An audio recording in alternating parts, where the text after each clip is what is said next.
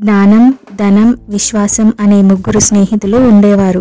వాళ్ళది చాలా గాఢమైన స్నేహం.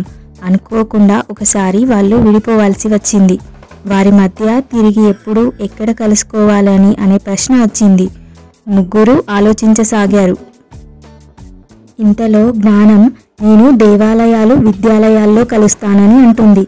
ధనం, నేను ధనవంతుల దగ్గర కలుస్తానని అంటుంది. విశ్వాసం మాత్రం ఏమీ చెప్పకుండా మౌనంగా ఉండిపోయింది.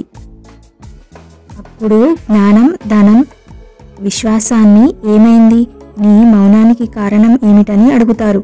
అప్పుడు విశ్వాసం ఇలా చెప్పింది, మీరిద్దరూ విడిపోయినా వెళ్ళిపోయినా ఎక్కడో ఒక చోట కలుసుకునే వీలుంటుంది.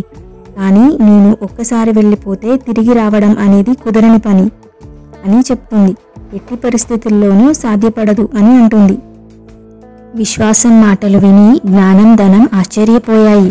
స్నేహం పట్ల, విడిపోవడం పట్ల విశ్వాసానికున్న గొప్ప అభిప్రాయాన్ని మెచ్చుకున్నాయి.